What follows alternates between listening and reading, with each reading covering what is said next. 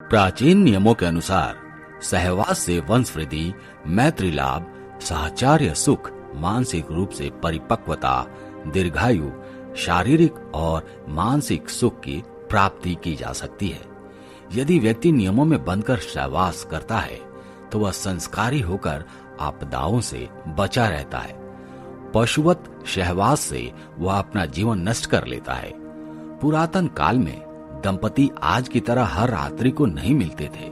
उनका सहवास सिर्फ संतान प्राप्ति के उद्देश्य के लिए होता था। शुभ दिन और शुभ मुहूर्त के संभोग से वे योग्य संतान प्राप्त कर लेते थे। पति और पत्नी के बीच सहवास भी रिश्तों को मजबूत बनाए रखने का एक आधार होता है, बशर्ते कि उसमें प्रेम हो, काम वासना नहीं। हालांकि वर्तमान में ऐसा नहीं होता है। इसका कारण है सहवास के प्राचीन नियमों की समझ का नहीं होना। आधुनिक युग में संस्कार तो समाप्त हो गए हैं, साथ ही व्यक्ति स्वार्थी अधिक हो चला है। आइए जानते हैं कि सहवास के वो कौन से नियम हैं जिन्हें जानकर लाभ उठाया जा सकता है और सुख को अधिक बढ़ाया जा सकता है। पहला नियम, काम सूत्र के रचयिता आचार्य वात्सायन के अनुसार स्त्रियों को काम शास्त्र का ज्ञान होना बहुत जरूरी है, क्योंकि इस ज्ञान का प्रयोग पुरुषों से अधिक स्त्रियों के लिए जरूरी है। हालांकि दोनों को ही इसका भरपूर ज्ञान होना चाहिए, तभी अच्छे सुख की प्राप्ति होती है। वात्सायन के अनुसार स्त्री को विवाह से पहले पिता के घर में और विवाह के पश्चात पति की अनुमति से ही काम की शिक्षा लेनी चाहिए। वात्सायन का मत है कि स्त्रियों को बिस्तर पर गणिका की तरह व्यवहार करना चाहिए।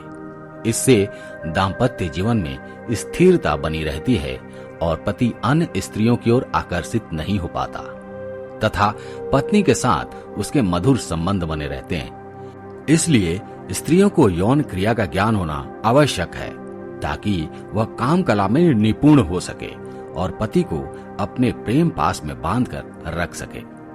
दूसरा नियम, शास्त्रों के अनुसार कुछ ऐसे दिन भी हैं जिस दिन पति पत्नी को किसी भी रूप में शारीरिक संबंध स्थापित नहीं करने चाहिए, जैसे अमावस्या, पूर्णिमा, चतुर्थी, अष्टमी, रविवार, संक्रांति, संधि काल, श्राद्ध पक्ष, नवरात्रि, श्रावण मास और ऋतु काल में स्त्री और पुरुष को एक दूसरे से दूर ही रहना चाहिए। इस नियम का पालन करने से घर में सुख, शांति, समृद्धि और आपसी प्रेम सहयोग बना रहता है। अन्यथा गृह कलह और धन की हानि के साथ ही व्यक्ति आकस्मिक घटनाओं को आमंत्रित कर लेता है। तीसरा नियम, रात्रि का पहला प्रहर रति क्रिया के लिए उचित समय है। इस प्रहर में की गई रति क्रिया के फलस्वरूप ऐसी संतान प्राप्त होती है जो अपनी प्रवृत्ति एवं संभावनाओं में धार्मिक, सात्विक, अनुशासित, संस्कारवान, माता पिता से प्रेम रखने वाली, धर्म का कार्य करने वाली, यशस्वी एवं आज्ञाकारी होती है। शिव का आशीर्वाद प्राप्त ऐसी संतान की लंबी आयु एवं भाग्य प्रबल होता है।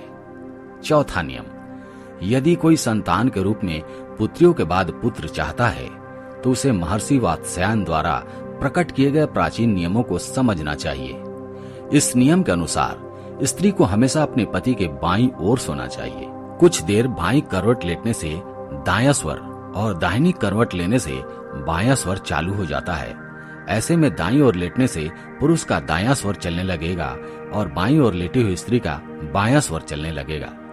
जब ऐसा होने लगे तब संभोग करना चाहिए। इस स्थिति में गर्भाधान हो जाता है। पांचवा नियम, आयुर्वेद के अनुसार स्त्री के मासिक धर्म के दौरान अथवा किसी रोग संक्रमण होने पर सेक्स नहीं करना चाहिए। यदि आप खुद को संक्रमण या जीवाणुओं से बचाना चाहते हैं तो सहवास से पहले और बाद में कुछ स्वच्छता नियमों का पालन करना चाहिए। जननांगों पर किसी भी तरह का घाव या दाने हों तो सहवास ना करें। सहवास से पहले शौचादि से निवृत्त हो लें। सहवास के बाद जननांगों को अच्छे से साफ करें या स्नान करें। प्राचीन काल में सहवास से पहले और बाद में स्नान किए जाने का नियम था। छठा नियम, मित्रवत व्यवहार होने पर, काम करने की इच्छा होने पर, रोग या शोक होने पर भी संभोग नहीं करना चाहिए। इसका मतलब यह है कि यदि आपकी पत्नी या पति की इच्छा नहीं है, किसी दिन व्यवहार मित्रवत नहीं है, मन उदास या खिन्न है, तो ऐसी स्थिति में यह कार्य नहीं करना चाहिए। यदि मन में या घर में किसी भी प्रकार का शोक हो, तब भी संभोग नहीं करना चाहिए। मन स्थिति अच्छी हो तभी संभोग करना चाहिए। 7वां नियम, पवित्र माने जाने वाले वृक्षों के नीचे, सार्वजनिक स्थानों, चौराहों, उद्यान, शमशान घाट, वध्य स्थल, चिकित्सालय, औषधालय, मंदिर, ब्राह्मण, गुरु और अध्यापक के निवास स्थान में सेक्स करने की मनाही है। यदि कोई व्यक्ति ऐसा करता है तो उसका इसका परिणाम भुगतना ही होता है। 8वां नियम, गर्भकाल के दौरान दंपति को सहवास नहीं करना चाहिए। गर्भकाल में संभोगरत होते हैं तो भावी संतान के अपंग और रोगी पैदा होने का खतरा बना रहता है। 9वां नियम, मासिक धर्म शुरू होने के प्रथम 4 दिवसों में संभोग से पुरुष रुग्णता को प्राप्त होता है। 5वीं रात्रि में संभोग से कन्या, 6ठी रात्रि में पुत्र, 7वीं रात्रि में बंध्या पुत्री, 8वीं रात्रि में संभोग करने से ऐश्वर्यशाली पुत्र, 9वीं रात्रि में ऐश्वर्यशालिनी पुत्री, 10वीं रात्रि में संभोग से अति श्रेष्ठ पुत्र, 11वीं रात्रि के संभोग से सुंदर पर संदिग्ध आचरण वाली कन्या, 12वीं रात्रि से श्रेष्ठ और गुणवान पुत्र, 13वीं रात्रि में चिंतावर्धक कन्या एवं 14वीं रात्रि के संभोग से सद्गुणी और बलवान पुत्र की प्राप्ति होती है।